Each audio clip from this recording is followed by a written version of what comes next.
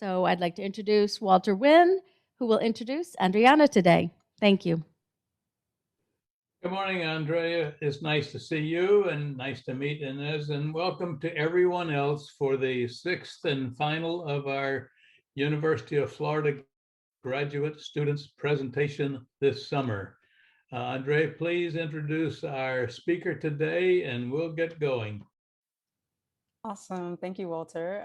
So I have the pleasure of introducing Ines Said, who comes from Tunisia, a small country in North Africa.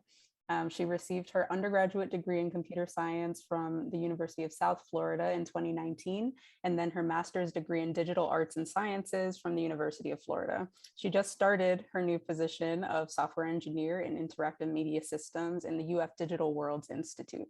Her focus is on virtual reality and augmented reality, where she focuses on creating applications that are accessible and as easy to use as possible. In the near future, Ines hopes to pursue a PhD in human-computer interaction.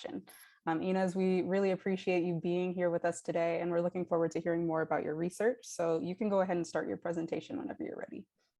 Okay, thank you. So hi, everyone. Andrea introduced me pretty well. So my name is Ines, and I'm here today to talk to you about virtual and augmented reality. So this is a brief summary of the presentation. I'm going to tell you a little bit about myself, and then I'm going to talk about virtual reality in depth. So what is virtual reality, the history of virtual reality, and then I'll show you some current applications and some of my work in the field. And then I will talk just a little bit about augmented reality and some of my work in that. And then in the end, you'll have the chance to ask some questions. So hi, my name is Ines, and I just got my master's degree from the University of Florida in digital arts and sciences. And that is mainly in virtual reality and augmented reality. I'm currently a software engineer at the Digital Worlds Institute, which is part of the College of the Art, and I'm working on many exciting projects there. So a little bit about my background. People always wonder where my accent is from. So I'm from Tunisia. It's a small country in North Africa. It has the Mediterranean on two sides. And I speak French and Arabic, so I guess that's where my accent comes from. And I got my bachelor's degree from the University of South Florida. I got it in computer science. I graduated in 2019, right before COVID started. So something that I always say about myself is that I'm really passionate about both art and technology, and I don't usually find the perfect way to combine them. It's kind of hard to combine these two fields. So I was really excited to find out about virtual reality and also about the Digital Worlds Institute, because our work is the intersection between art and technology. So I get to pursue my passion and do art while also making the environment interactive. So why me? So why am I here today speaking to you about virtual reality? So in the past few months, I've participated in several hackathons. Hackathons are tech competitions that usually happen around the world, and lately they've been doing them online. So I participated in many of them, and I won 9 hackathons. I was working with a whole team, not just by myself, a team of about 4 people. And the hackathons that we won, we mainly developed virtual reality and AR applications for them. I also wrote a few research papers in virtual reality, and not that much, but I'm hoping to pursue a PhD and write way more.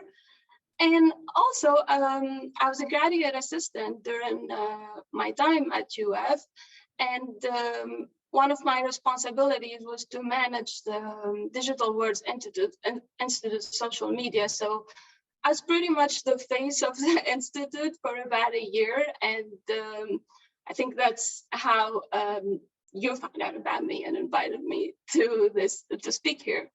Also, I really wanted to challenge myself. This is actually my first presentation that's a full hour. I've never done that before. I'm a little bit nervous, but I want to challenge myself and get better at that.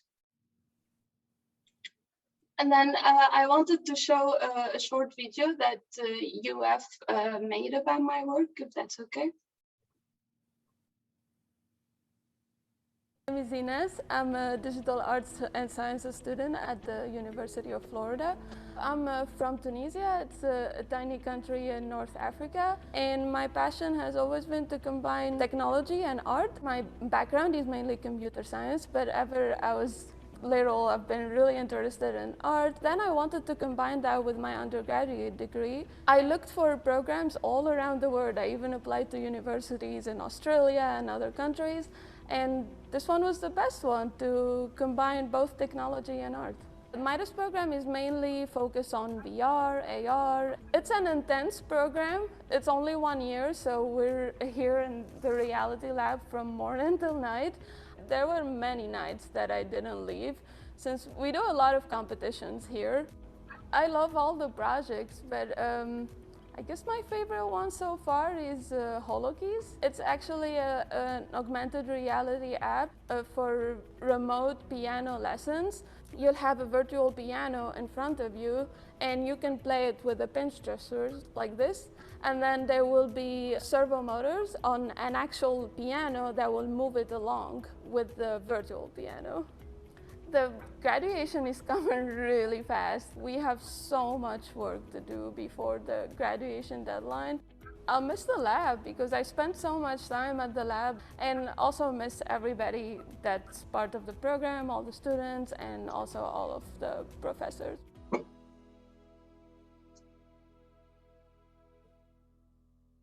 So that was the brief video that you have shared about my work at the Digital Words Institute. So then I'll get to talking about virtual reality. So what is virtual reality? So the definition of it is that it's a fully immersive simulated environment that gives the user the feeling of being in that environment instead of the one they're actually in. So as long as you feel that you're moved from the environment you are currently in into another one, then that is virtual reality. This is an example of one of the most famous games in virtual reality called Beat Saber. A lot of people use it as exercise method, but you feel, I don't know if any of you tried virtual reality before, but you feel like you're in the middle of this environment, exactly as it shows here. So there are 3 components to have a good virtual reality experience. So in order for the brain to perceive a virtual environment, these 3 components must exist. So the first one is immersion, then there's tracking, and then there's virtual interactivity. And I will talk in depth about each one of these. So I'll start with the immersion. So immersion is the perception of being physically present in a non-physical world. So the name is actually a metaphoric use of the experience of submersion, but it's applied to fictions or simulations. So as long as the user is surrounded by a VR system that shows images, sound, or other stimuli, and the user is fully surrounded by an environment, that's when the user is immersed. And this is commonly achieved by using a headset that gives a stereoscopic display. So you put on the headset and you're moved into this whole other environment. However, immersion by itself and by being surrounded by a certain environment does not mean that that's virtual reality. Another important part of it is tracking and matching. So it's the ability to track a user motion and match it. And that comes especially with head and eye tracking. So, and when you put on the headset, if you move your head to the right, then the computer will render whatever is on the right of you in the virtual environment. And if you look on the top, the same will happen. So it's exactly as looking into real life. Also, another important one is hand tracking. Hand tracking was initially done by using gloves, and I think that started with NASA. So you can put on a pair of gloves that has sensors on all the fingers, and when you move your hands will also move in virtual realities. Right now, the technology got way more advanced, and Oculus actually launched launched new hand tracking that is done completely by computer vision. So there are cameras pointing at your hands, and it can see the joints. And once you move your hand, it will show exactly what you're doing. And also, it's important to have matching simulations. So if I look to the right, I don't want the VR to be turned to the left. That can cause really bad motion sickness. And then another one is virtual interactivity. So if we're put in a virtual world and we can look around with us, but if there's a cup and you go to it and you can't grab it, that is not very realistic. So it doesn't give a good virtual experience. So for a good virtual reality experience, you should be able to interact with almost everything around you. So if there's a cup, you should be able to pick it. If there's a door, you should be able to turn the knob and open it. And also you should have the experience, you should have the possibility to walk around. So if you take one step in real life, you also take one step in virtual reality. And or you can do that by using controllers. So as long as you can move around and interact with the environment around you, that's good virtual reality.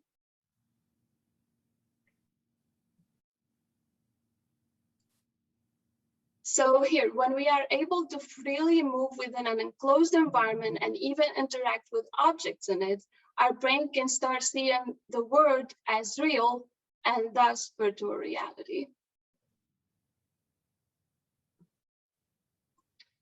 So I have a question here. So now that we learned about virtual reality and what it is, when do you think was the start of virtual reality? You can either unmute and answer or write in the chat. The 80s. Okay. So actually, virtual reality has stars that's way before that. So here, the history of virtual reality has beginnings that started long before the term was finalized. A famous example is an example of an early cinematic screening. It actually just showed a train heading straight to a camera, and the people there have never seen film before. So they had reaction to the footage as if it was really a train and not just a picture. That story could just be a legend right now, but it shows that it's possible to fake reality by just using film. And also there were examples that go as far as saying that the panoramic paintings that happened hundreds of years ago could be an example of virtual reality because they're huge and immersive. So when you stand in front of that painting, you feel like you're part of it.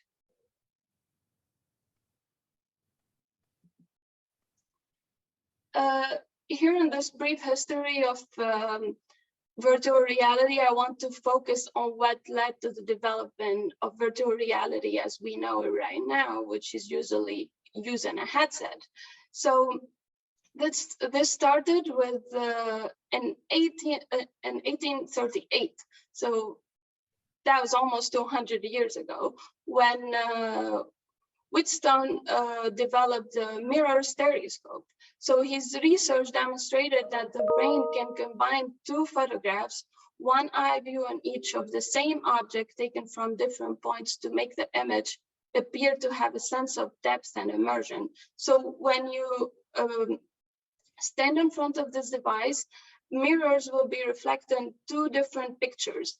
And when you look at the two of them at the same time, it will give them a sense of depth.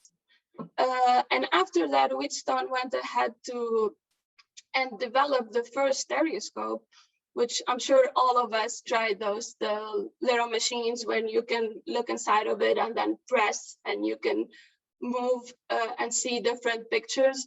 That's considered to be one of the earliest version of virtual reality.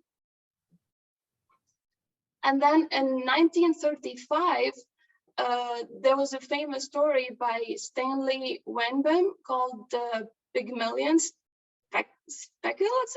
I'm not sure if I'm pronouncing it right, but in the story, Stanley presented a fictional model for VR, and he talked about a professor who invented a pair of goggles which gives somebody sight and sound, taste, smell, and touch.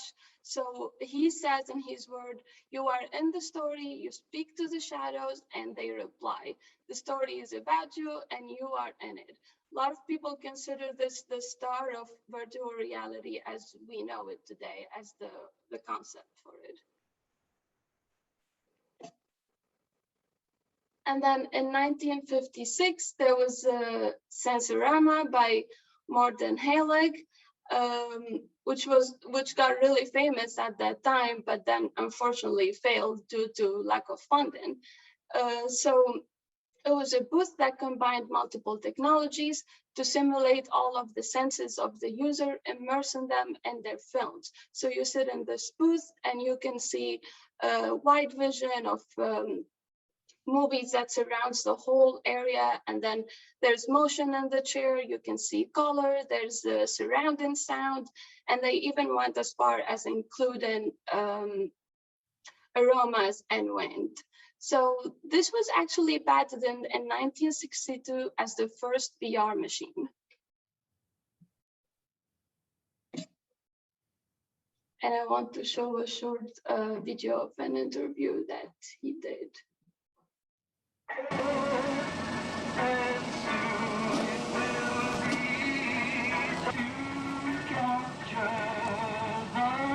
When you get in it, you go and you put it.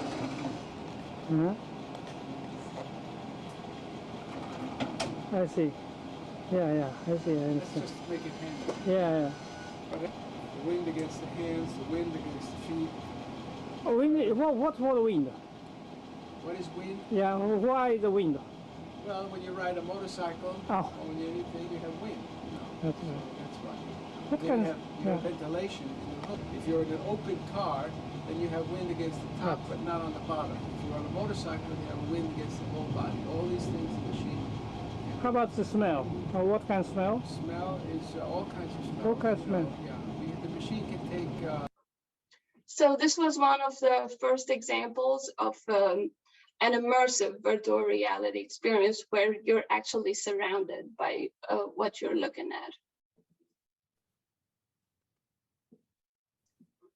And then in 1960, there was the Telesphere mask by Morten Heilig. As you can see, it was patented, and it was the first example of a head-mounted display. So this was the first example of a VR display that you can wear. So unfortunately, it didn't have any motion tracking. And as I mentioned before, it's important to be able to change perspective when you move around.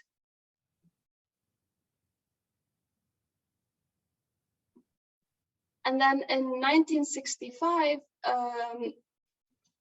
the ultimate display was introduced by Ivan Sutherland, and it's considered as the fundamental blueprint for VR. So Ivan Sutherland described the ultimate display concept as a head-mounted display that could simulate reality to the point where one could not tell the difference from the actual reality. And one of the famous quotes that everybody knows about Ivan Sutherland, and you'll see in every VR book, it says, the ultimate display would of course be a room within which the computer can control the experience of matter. A chair displayed in such a room would be good enough to sit in, handcuffs displayed in such a room would be confining, and a bullet displayed in such a room would be fatal. With appropriate programming, such a display could literally be the wonderland into which Alice walked. This is a very famous quote that exists everywhere, especially in our field. And that is what everybody is trying to do. Everybody's trying to make virtual reality reach this point. I personally don't know if I want to make a bullet displayed in such a room fatal, but a lot of people are working towards making virtual reality as real as possible. So later in 1968, Ivan Sutherland developed the sword of Damocles with his student Bob Sproul, and they created the first head-mounted display that actually has a tracking system. Unfortunately, it was too heavy for the users, and it never developed beyond a lab project. And then the military got into VR, and the first flight simulator was developed for the Air Force, and that led to a lot of military funding, which led to the progression of VR.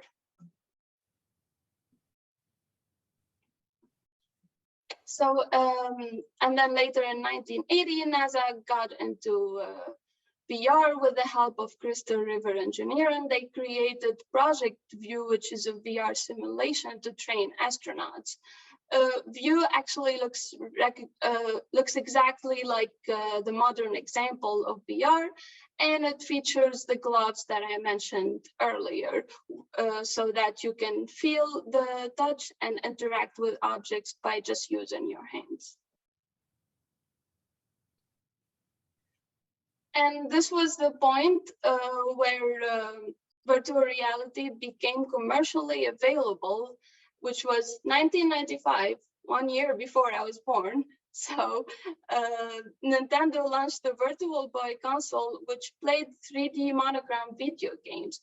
It was the first portable console to display 3D graphics. Unfortunately, it was a failure because it lacked colors, and I can't imagine that in 1995 the graphics were any good. And a lot of people complained, and still complain today, that it wasn't comfortable to use, as they have to hold it with their hands and put it in front of their face and play, which is actually really hard to do. So after that, it was pretty much the death of VR. Well, it's not the end of the presentation, but it was the death of VR for a long time. And it was mainly due to lack of, the technology wasn't there enough. It wasn't small enough. We couldn't make headsets that are easy to wear or are not too heavy. That lasted until 2014, when Facebook bought Oculus VR company, and they actually bought it for $2 billion from a 20-year-old kid called Palmer Freeman. So this was a defining moment in VR history, because VR gained momentum rapidly after that, and so many different companies got into the field. So this was the official launch of consumer VR. From there, Sony announced that it's working on a VR headset. Google released a cardboard that is very cheap. I think it's about $5, and it could let you put your phone inside of it and wear the cardboard, and you could be in a virtual reality experience. Also, Samsung announced Samsung Gear VR, which is one of the most popular VR headsets today.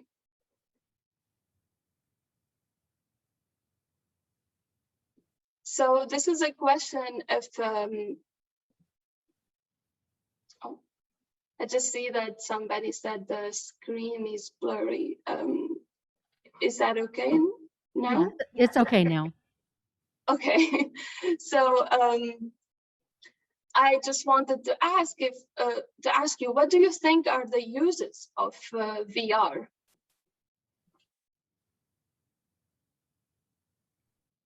The way I know is for video games. That's the main way I've used it, but I'm sure there's a lot of other applications too. That's true. Training. A lot of the use cases, a lot of people use it for VR, at least for video games, at least in like the commercial way. And yeah, I see somebody saying training, it is used a lot in training, the military and the medical field, and I will show more use cases of it. So yeah, most people think that VR is mainly used in gaming, and I think it's a really good gaming tool. However, it's also used in other fields like healthcare. So a lot of healthcare professionals use it for training, so they can use virtual models to prepare themselves for working on real bodies. And also it could be used to train medical students to learn how to perform surgeries. It's also used in mental health, specifically in exposure therapy. It's particularly effective in the treatment of PTSD and anxiety, and also some sorts of specific phobia. I personally made the VR application that helps with the treatment of the fear of spiders and fear of heights. The way it works is that you start in this virtual museum environment, and there are pictures of spiders that you can hide or unhide, and you can get as close as you want to them. And then the experience slowly moves to having a table with a spider and a box, and you can pick up that box and look at the spider. So it's more like a controlled setting. You don't have to directly face the fear, but you can start in a virtual reality environment first. It's also used in pain relief. So VR can be used to distract the patients throughout their treatments. That includes burn patients or vaccine. This is an example of how it was used to treat burn patients. So they will be in a virtual environment, and while the treatment is happening, they could see all they're in this ice universe, and they could be distracted from it. And then it was also used for vaccine with kids. Agora o fruto de fogo. Mas ó, vamos lá. Bem rapidinho. Peraí, deixa eu pegar aqui. Eu não quero. Eu quero só te segurar. É só você usar. So they can show them an environment that matches exactly what's going on, and it distracts the kids from having to look at the vaccine. And then this is one of the applications that I developed for in the medical field. It's called Virtual Standardized Patient. It allows dentist students to practice communicating with patients. So one of the main problems that we heard was that a lot of patients can be hard to deal with. They will constantly complain and not cooperate with with a doctor. And we made an application that has an AI that you can talk with. So the dentist students can talk to a virtual patient and they could ask them questions and they will get answers and they can practice that way. We also developed the application further so that it trains dentist students by providing a simulation environment to perform teeth surgery, so such as drilling and things like that.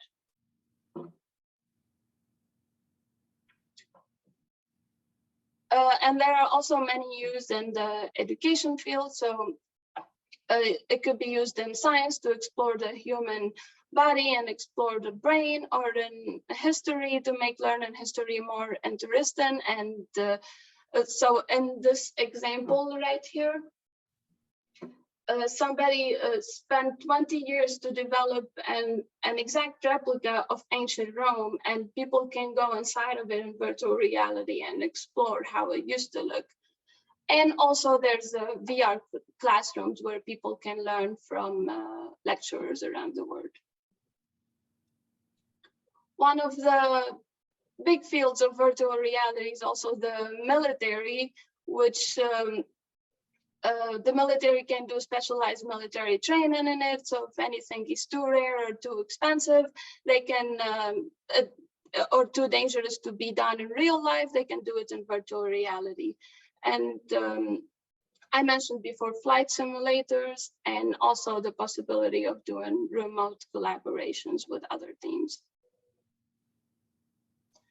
And another really big field of entertainment, of virtual reality, is entertainment, where, so there's video games, of course, but there's also tourism, where you can visit different parts of the world without leaving your house. And there's movie theaters. You can actually go to virtual live movies and watch them with your friends, and you can sit in this theater and talk with each other and watch a movie together. So this is one of the applications that I made during a hackathon.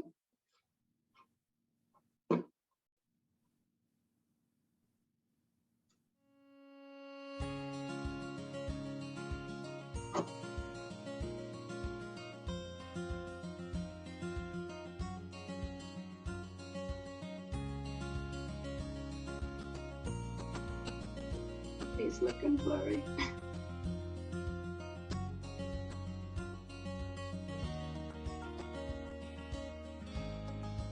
I just used Quixel to provide the high-definition textures that you see in this video, as well as many of the prefabbed objects.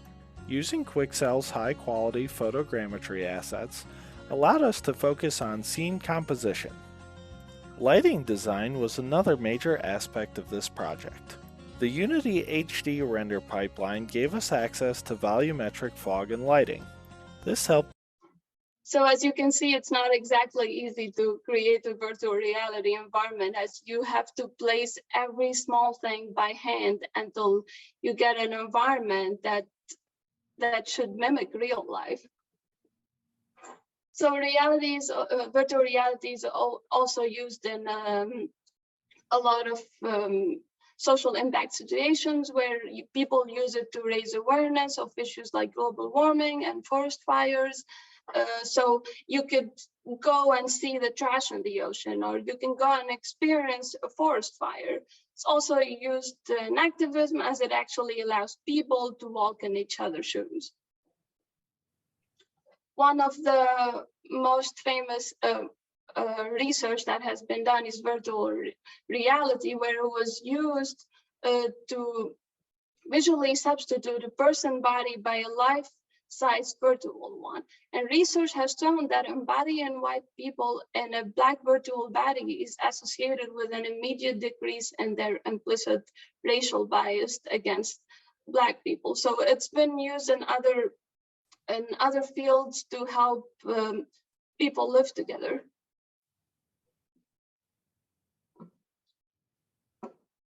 I will skip this one. So this is my capstone project. It's called the Spark VR, and it lets people make virtual reality animation application. Is anybody here familiar with the concept of animation?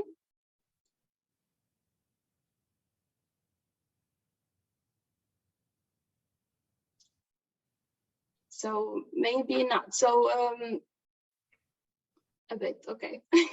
So animation originally was a technique of photographing successive drawing or positions of puppets and models to create the illusion of movements when the movie is shown as a sequence. That was moved to being completely virtual, but it's usually very hard to do, as for a second you need to move a body 24 times to see consecutive movement. So the motivation to make this project was that the current animation softwares were really hard to use. So if there's the virtual model in front of you, you have to use it, as I said, 24 times to just see 1 second of moving a hand. So it will be like this first position, second, third, fourth, just to move your hand like this.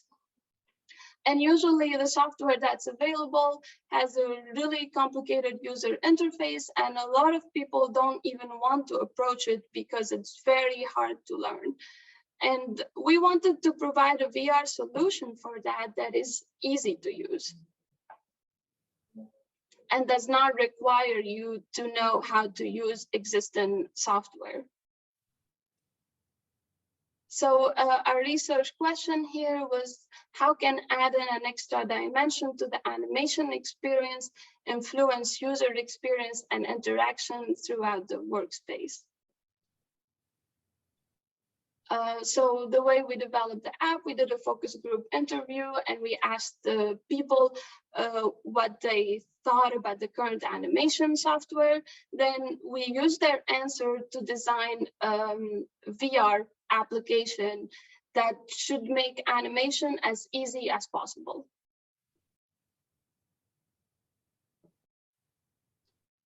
So we had a small number of participants for this one. We only had 6 participants who has prior VR experience, and we asked them those general questions.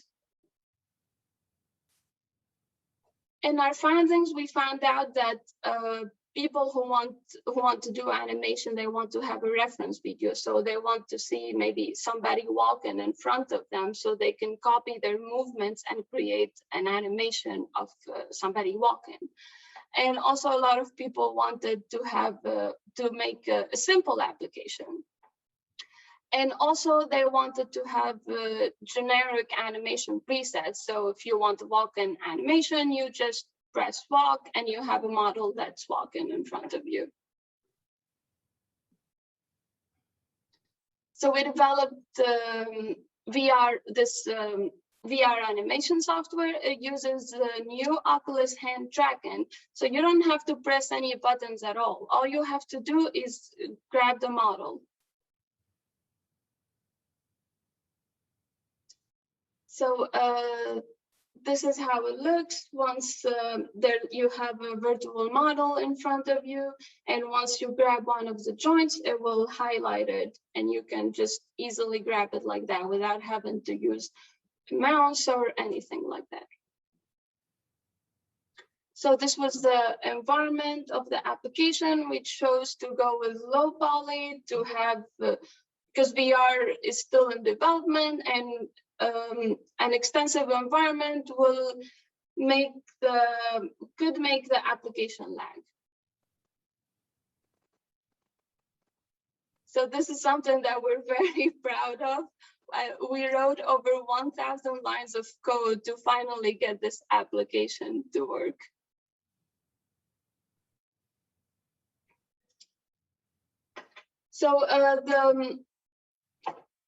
the hand tracking that comes with Oculus does not track the individual fingers. So we had to develop it even further and add colliders to each finger so that if you touch a joint or touch a virtual button with any of your fingers, it will work. So you don't have to use the entire hand. You can use just one finger, and it provides very specific and detailed movements. And you can just pose the avatar wherever you want, and it will mirror the movements to a bigger workspace. So usually in animation software, the traditional timeline that is used is this long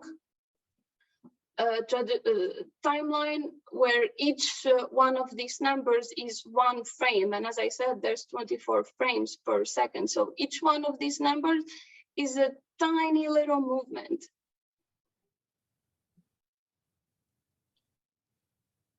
We had to find a way to change the look of the timeline, as it was too big to move in VR.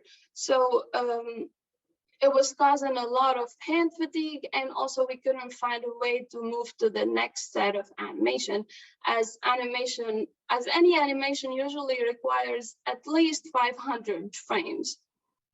So we developed this radial timeline where you can just keep turning the knob, I guess, and it will keep adding a limited number of frames, so you can have an animation that's as long as you want. We also developed a wrist UI where you just show your wrist in front of you, and you have a button. You can press it with your finger, and you'll have 4 other buttons that's in your hand, and you can press them to customize the environment. So there's not much time, so I'm not gonna get into the specifics of making each animation. Some of the features that our app provides was a workspace that's fully customizable. You can have a reference video as people suggested, and you can modify the keys, and you can also save and load your animation. So when you're done with the application, with the animation, you can save it and transport it to your computer and use it to make a movie or any creative work. So this is the customization. You can you have a menu, you can grab items, and you can place them in the environment. And here you can scale the items by just putting your hands in front of you and pulling them like this to make it bigger, or like this to make it smaller.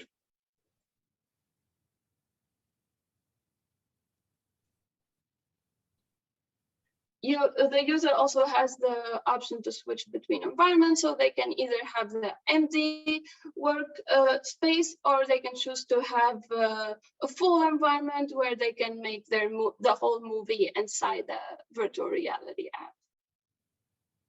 The user also have the option to switch avatars, so you can choose any of your avatars, and whatever you do in the little puppet will be mirrored on the big one.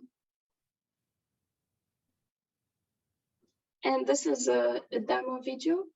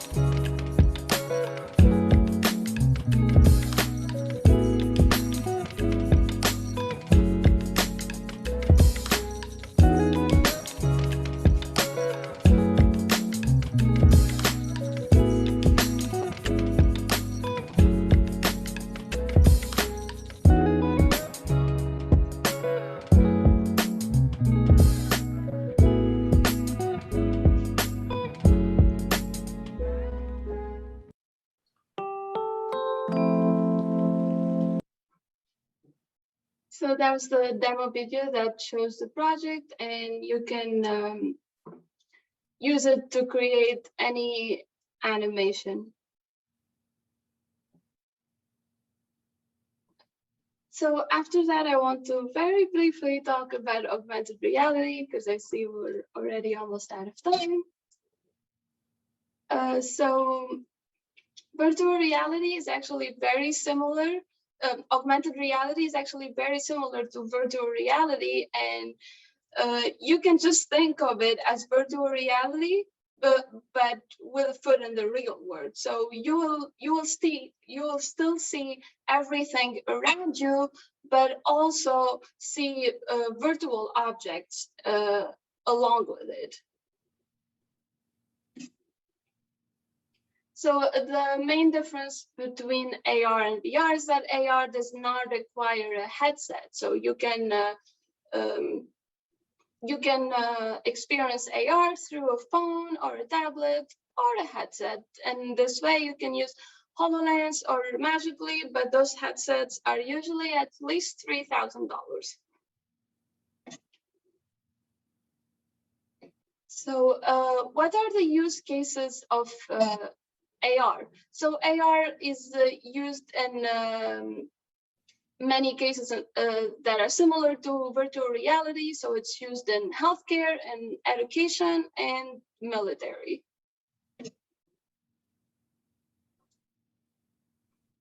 I'll show this really quick. Offer different perspectives. Look over here. Challenge us with new ways of seeing. So you will be in the real world, but also Deepen our see understanding. added virtual objects to it. And enrich our lives. This is one of the applications that I made for mobile augmented reality, and it was for one of the hackathons. I teamed up with my little sister to fix that. So if you're ever at the grocery store and you don't know which items are harmful to the environment or not, you can pick it up and use our app to check it right away using AR.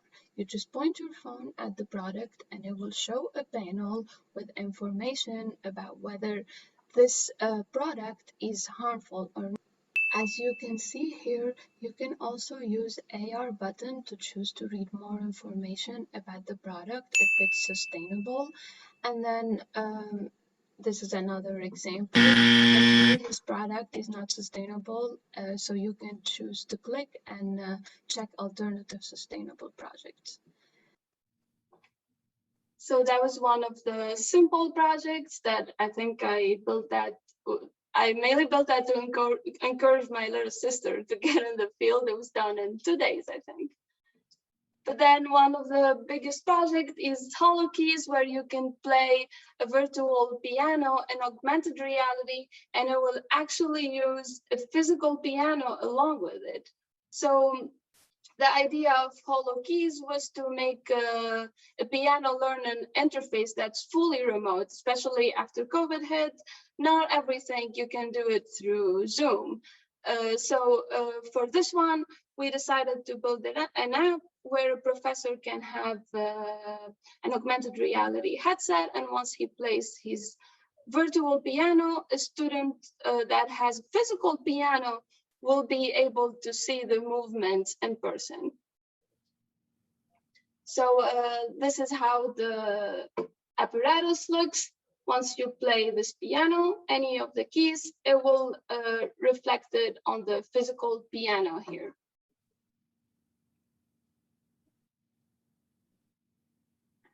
So this is kind of an overview of how it was done.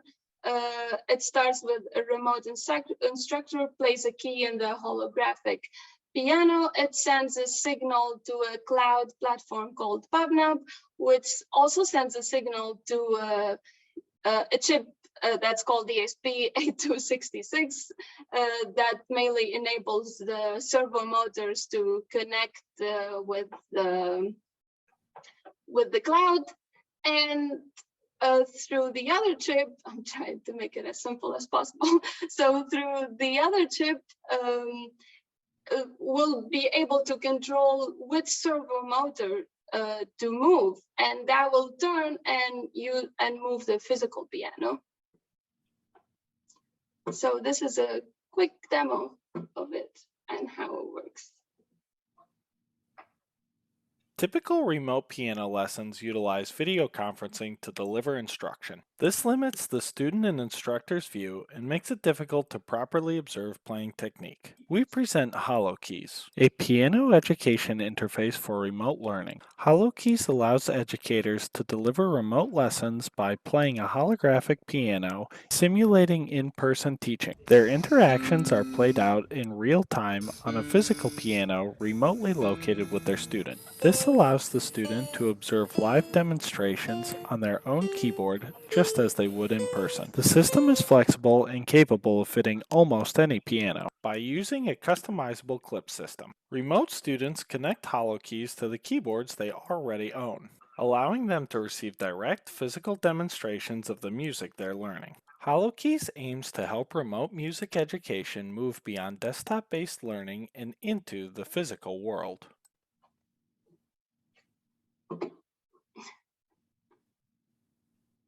So that was HoloKeys, and I believe we reached, should be time for questions. So thank you for watching my presentation, and if you have any questions, feel free to ask.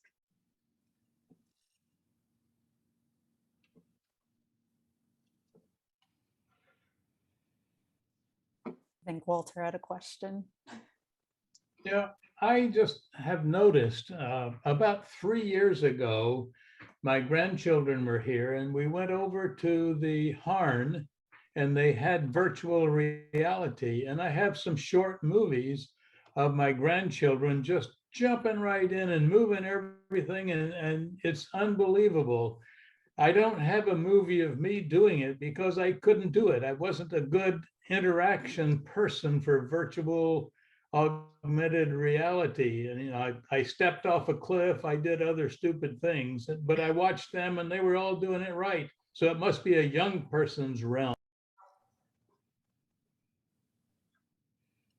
So I don't specifically think it's a young person use of virtual reality, because actually the main thing we're trying to do at the Digital Worlds Institute is to make virtual reality as easy to use as possible. So as you see in the application that I showed, I tried to completely remove the controllers, which is the problem that users usually have. They don't know how to use the controller.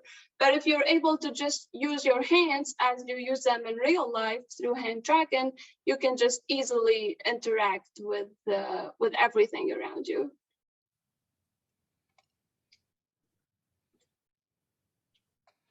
Izzy, go ahead if you'd like to unmute. One is a comment and one is a question. My comment is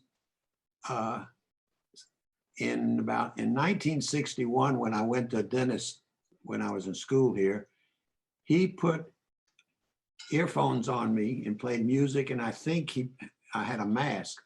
So that was like a one-dimensional treatment, similar to what now you're doing is a three-dimensional. But my question is, are there any negative side effects like getting dizzy or when you're using some of these applications?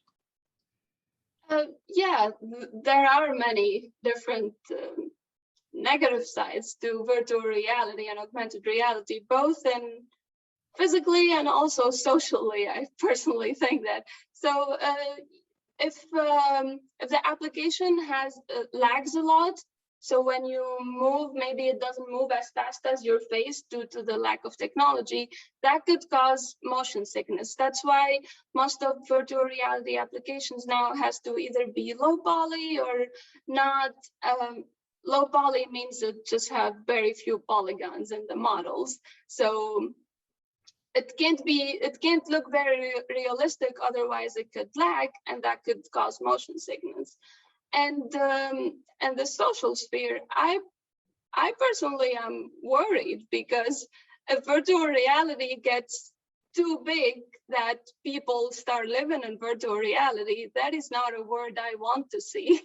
I want to be able to live in the real world. So that's why I want to get in the field so I can try to explore the good sides of virtual reality. And hopefully, I don't know how, I probably can't have so much power, but try as much as possible to not let it go overboard.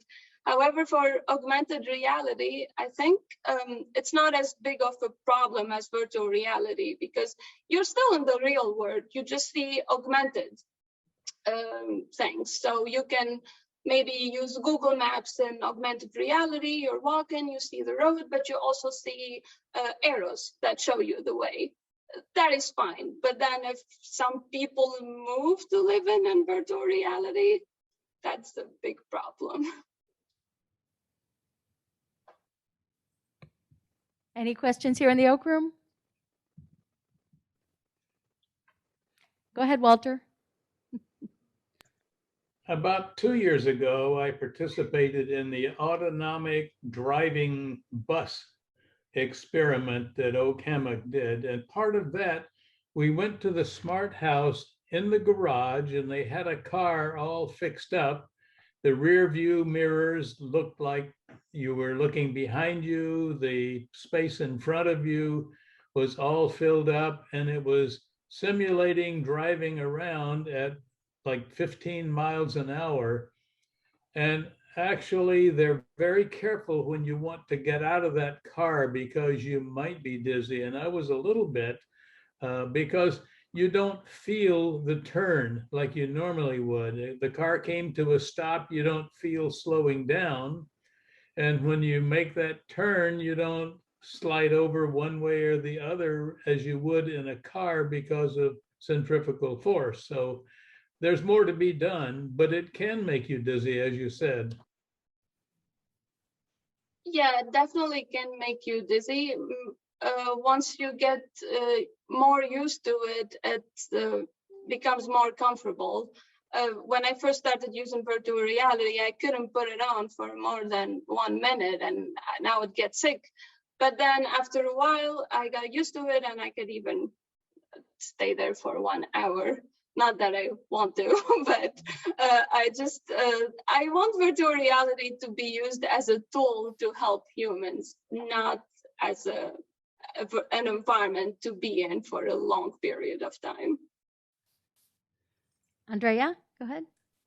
Yeah, I had a quick question. As you were talking about just the many applications for VR, I hadn't really thought of it being used for like mental health, like in terms of like exposure therapies and that sort of thing. And that's really interesting. But I guess it's also making me think of like, is now VR having to deal with the building up like an ethical framework for like, you know, guidelines for use now, or is it still pretty early in the field where you're not quite there yet? Or are there people already kind of working on that side of it too? I think definitely there's, at least in my department, I hear it brought up a lot. Well, there's some students that talk about the ethical side of it, and I'm highly interested in that. And that's why I want to do a PhD and follow it further and hopefully be able to explore the ethical side of it more. But there are definitely other people who are just wanting to make a really amazing simulation without considering the ethics of it. And I think that's common in every new field. So hopefully there'll be all sorts of people and it could possibly balance out in the end. But I think that it's an inevitable, I don't know how to pronounce that word, that AR, especially AR, will become very, very common in the future, exactly like phones today. Yeah. Awesome, thank you. Well, I don't see any other questions here. Very impressive research. And Walter and Andrea, if you want to tie up the course, we appreciate everyone being here. I'll just say thank you to Andrea for getting 6 really interesting speakers. And I have asked her and twisted her arm over Zoom, and she has agreed to help find speakers for next summer's University of Florida graduate student speakers. It'll be hard to beat this one, but I'm sure you can do it, and maybe you can twist some Zooming arms with the speakers this year and sign them up to help you find other people. Thank you very, very much, Andrea, and I look forward to when we will have lunch together and rehash all of this. Thank you, thank you, thank you. Yeah, thank you so much for your kind words. It's been a pleasure to listen to all just the diverse research that all the speakers have been doing. And thank you so much again, Ines, for volunteering your time. This was fascinating and I learned a lot today. So thank you. Thank you so much. It was my first 1 hour presentation. So you did great. As they say, you done good. Thank you. Thank you, everyone. This is our final summer ILR program, so we look forward to seeing you at the end of September when we start our fall sessions. Stay well. And thank you, Julianne, for making it all happen.